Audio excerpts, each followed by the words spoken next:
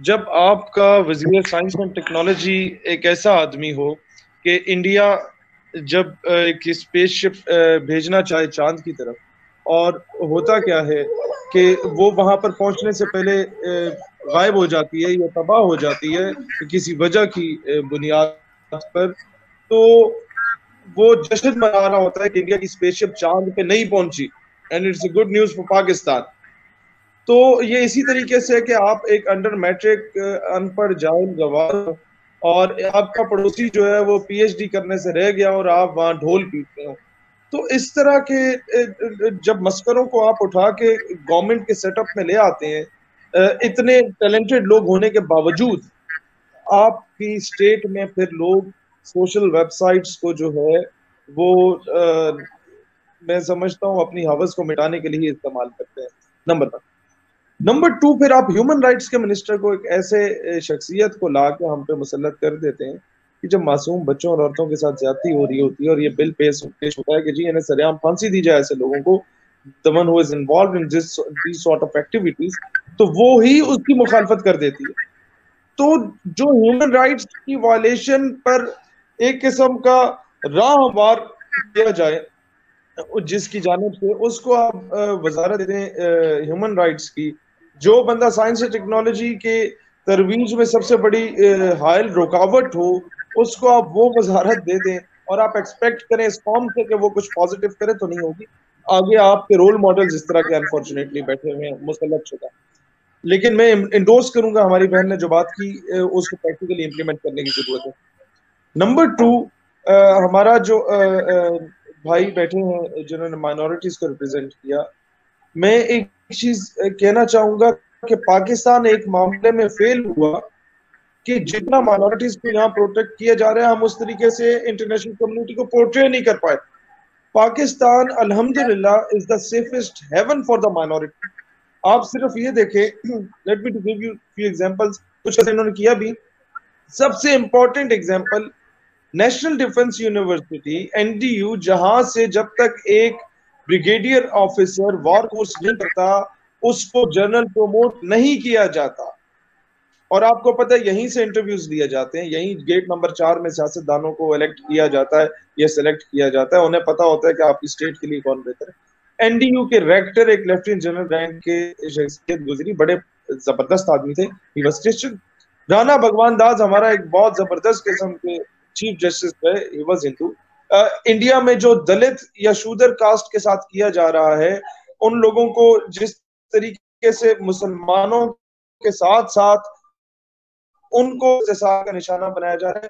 پاکستان میں ایک sitting M N اے جو کہ دلت کاسٹ کی تھی، ان کو ہم نے اعزازی طور پہ اسپیکر بنایا قومی اسمبلی کا، تاکہ دنیا کو پتا چلے کہ پاکستان کا مائنورٹیز کے بارے میں۔ پھر قائد اعظم رحمت اللہ علیہ کا کیا پوائنٹ آف ویو تھا، اور he was actually following the foot steps of ریاست مدینہ، کہ جب فتح مکہ ہوا تو اس کے بعد پہلی اناؤنسمنٹ ہی یہ ہوئی کہ عام معافی دے دی جائے، نمبر 1۔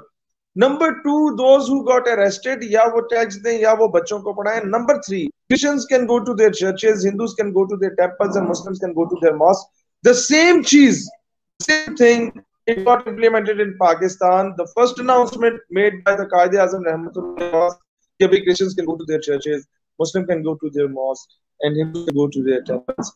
تو پاکستان اب ایک اور چیز آپ دیکھتے ہیں کہ جب کرکٹ میچ ہوتا ہے قذافی اسٹیڈیم لاہور میں، تو 1-2 کلومیٹر سکوئر کے اندر جتنی مساجد ہیں انہیں سیکیورٹی پوائنٹ آف ویو کی بنیاد پر بند کر دیا جاتا ہے، لیکن جی ایچ کیو کے بالکل روڈ کراس کرنے کے بعد اس کے سامنے ایک چرچ موجود ہے۔ دن بدن اس کی خوبصورتی میں اضافہ ہو رہا ہے، اور گورنمنٹ آف پاکستان اسے کر رہی ہے، اسپانسر بھی کر رہی ہے۔ کبھی بند نہیں ہوا کہ فارمیشن کمانڈر کانفرنس ہو رہی ہے، کور کمانڈر کانفرنس ہو رہی ہے، اور بند ہونا بھی نہیں چاہیے۔ تو یہ مائنورٹی رائٹس 25 دسمبر کو کرسمس کے موقع پہ آپ کو مزار قائد پہ کوئی بھی ہمارے اسٹیک ہولڈرز میں سے ایک ادھ کوئی نظر آئے، عموماً نظر نہیں آئے گا۔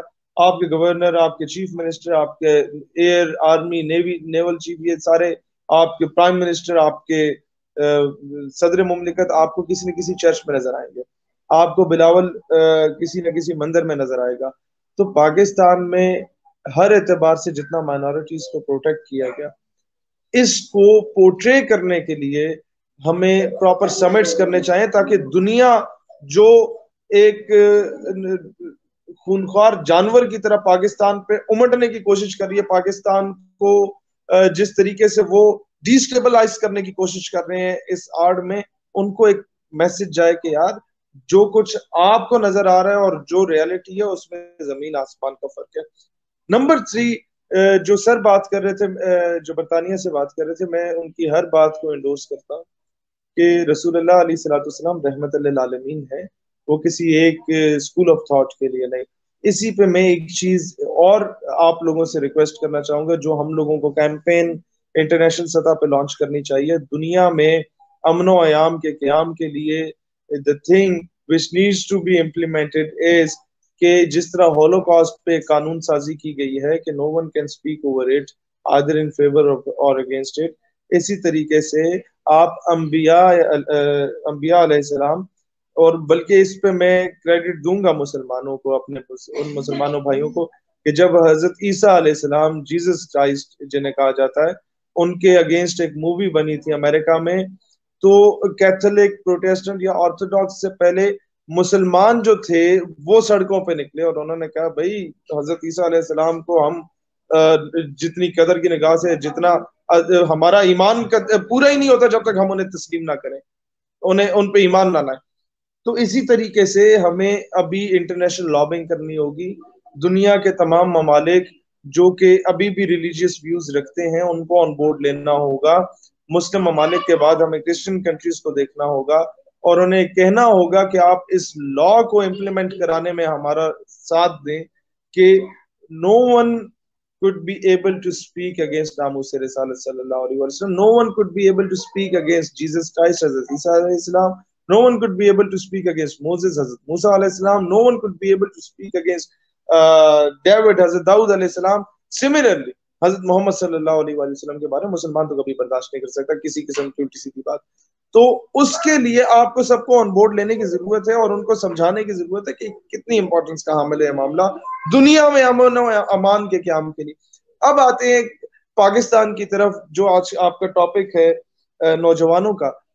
سب سے پہلی بات یہ ہے کہ نوجوانوں کی جو طلبہ تنظیمات ہیں جو بری طریقے سے استعمال ہوئی، خان ملک چودھری کا نعرہ لگاتے ہوئے، نوابوں وڈیروں جاگیرداروں کا نعرہ لگاتے ہوئے، سیاستدانوں کے پیچھے زندہ باد مرد آباد کی صدائیں بلند کرتے ہوئے، now the youth must join politics, انہیں مین سٹریم میں آنا ہوگا۔ اور ہم لوگ یہ 2-3 مہینوں میں آپ دیکھ لیں گے انشاءاللہ ایک بڑا فیصلہ کرنے جا رہے ہیں، اور we are in good contact with the student leaders of PTI, PMLN, as well as of People's Party۔ تو ایک نئی ہو سکتا ہے ہمیں پولیٹیکل پارٹی جو ہے وہ کرنا پڑے، لانچ کرنا پڑے، اور جس میں حقیقی طور پہ یہ نوجوان قیادت مین سٹریم میں آئے۔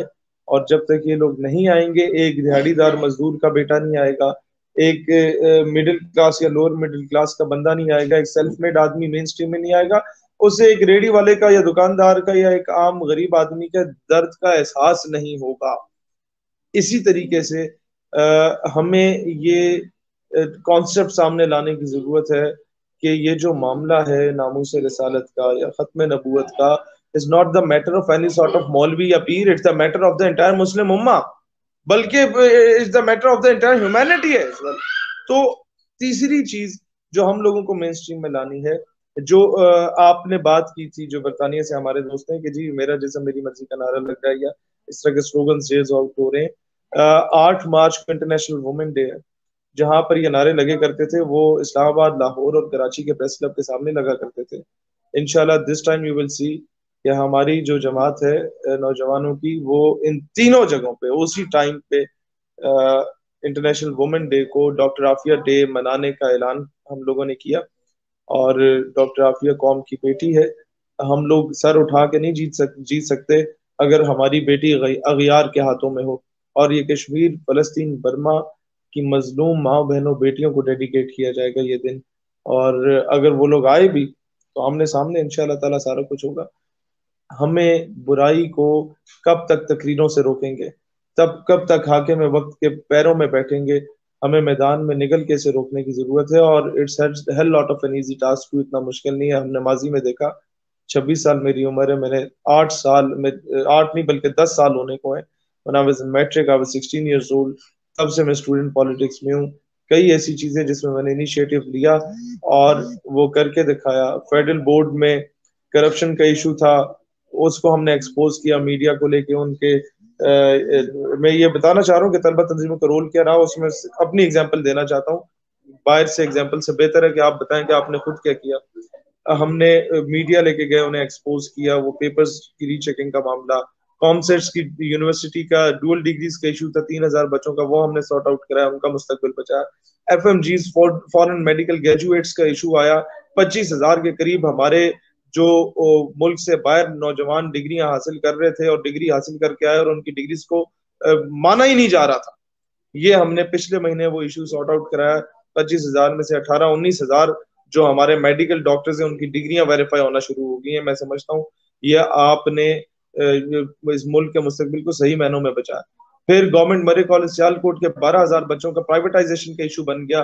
ان کی 5-6 ہزار سالانہ فیس تھی جو 1.5 لاکھ پہ پہنچ گئی تھی. اس ایشو کو ہم نے 2 ہفتے تک کالج بند رکھا جب تک وہ ایشو سارٹ آؤٹ نہیں ہوا, اور اسی کھاتے میں گارڈن کالج اور اصغر مال کالج راولپنڈی کا ایشو بھی سارٹ آؤٹ ہوا.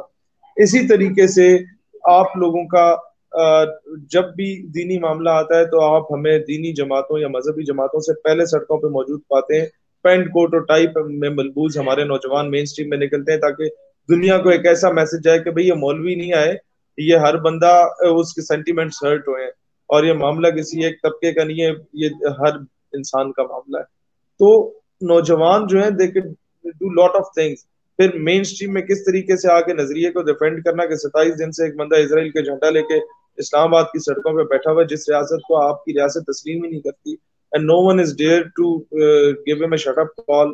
تو I went there, اور جو کچھ میں نے اس کے ساتھ کیا وہ آپ سب نے دیکھا. اس کے بعد قوم بھی شیر بنی. تو آپ میں سے کسی ایک کو پہلے شیر بننے کی ضرورت ہوتی ہے, اس کے بعد قوم آٹومیٹیکلی مین سٹریم میں آتی ہے اور وہ آپ کا ساتھ دیتی ہے. بارش کا پہلا قطرہ میں نوجوانوں کو کہوں گا کہ آپ کو بننے کی ضرورت ہے. آگے آپ دیکھیں پیچھے پورا سمندر اوپر آتا ہے, لہٰذا مایوسی کی کوئی ضرورت نہیں ہے. پالیٹکس میں آئیں, مین سٹریم میں آئیں, اپنا اسٹرانگ نیریٹو رکھیں ہر جگہ پر. جب تک آپ لوگ اپنا آپ منوائیں گے نہیں, یہ دھکے کھاتے رہیں گے خان ملک چودھری کے پیچھے. یہ ایسے لوگ ہیں. اور یہ میں ایک بات یاد رکھیے گا, تعلیم پہ ہی میں آخری بات اور اس پہ اختتام کروں گا. پی ایچ ڈی کی ڈگری کرنے کے بعد اپنے گاؤں میں جا کے اپنے دادا یا نانا یا چاچے مامے تائے کو 2 انگلیوں سے جا کے سلام کرنا ہے, تو اس کا مطلب ہے کہ آپ اپنی ڈگری کو آگ لگا دیں. آپ پڑھے لکھے نہیں, آپ جاہل ہیں. اور وہی پی ایچ ڈی کی ڈگری حاصل کرنے کے بعد اگر کسی پنڈ کے نواب کے گٹوں میں بیٹھنا ہے, ان پڑھ نواب وٹیرے کے, تو پھر بھی ڈگری کو آگ لگا دیں کہ تم سے بڑا جاہل کوئی نہیں ہے. نوجوانوں میں حریت کا جذبہ پیدا کریں, نوجوانوں میں دلیری کا جذبہ پیدا کریں, نوجوانوں کو بتائیں کہ پاکستان اپنے فیصلے خود کرے. اس کے فیصلے وائٹ ہاؤس سے نہ ہو, اس کے فیصلے جو ہیں واشنگٹن ڈی سی سے نہ ہو, اور یہ اپنے فیصلے خود مختار ریاست کی طرح اپنے فیصلے کرے.